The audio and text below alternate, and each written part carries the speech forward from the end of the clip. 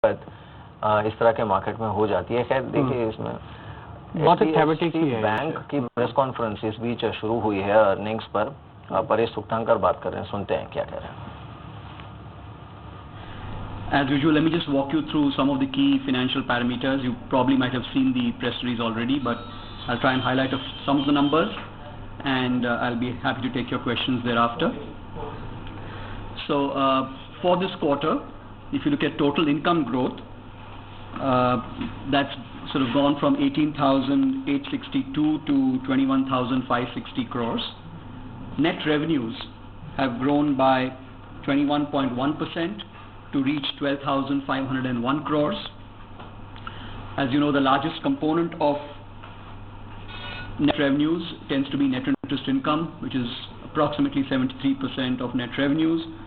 Net revenue growth was again at 21.5% and went from 7,450 crores to 9,055 crores. This NII growth was driven by average asset growth of a little over 19% and a net interest margin which bounced back quite sharply to a core NIM of 4.3%.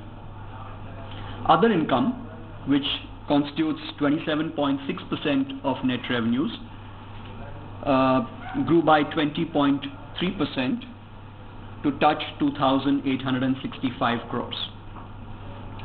The largest component of other income tends to be fees and commissions, which grew by 16% from 2,172 crores in the corresponding quarter of last year to 2,523 crores. Moving on to operating expenses. Operating expenses were, in terms of growth, were held back, and with a growth of 13.9%, which touched 5,220 crores in terms of operating expenses, the cost to income ratio for the quarter was 42.4% as against 44.9% for the corresponding quarter of last year. Provisions and contingencies were up. They were at 1,262 crores as against 662 crores.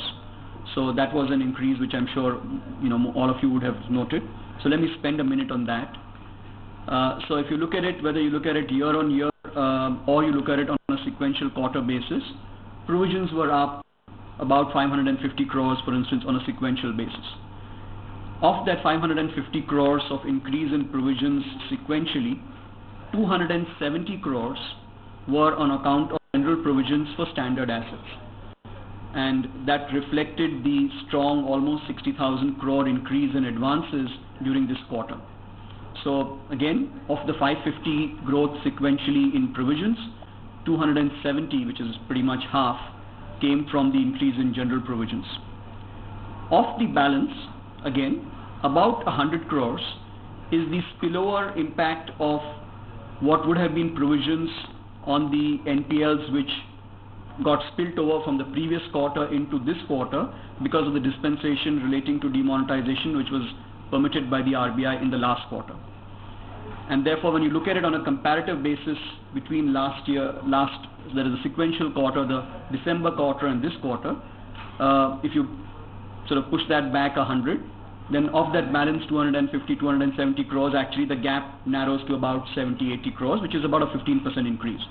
So was there a 15% net adjusted increase on a sequential basis? Yes. But it gets exaggerated by the large increase in the general provisions, which is a result of the loan growth, and the fact that there was this dispensation for small loans less than 1 crore, which meant that about 240 crores of NPLs which did not get recognized spilt over into this quarter, and there would have been about 100 crore provisioning relating to that. That 15% residual growth did come from a couple of products, including SLI, Agri, which were clearly segments that were impacted by the demonetization period, and a little bit from some of the other retail and corporate businesses. So I sort of spent some time there because I guess that's the one number which I know a lot of you had questions about, so I thought I'll preempt some of that. Of course, post provisions after providing for taxation, the effective tax rate also is a little higher, but not. तो ये HDFC bank की press conference थी। खैर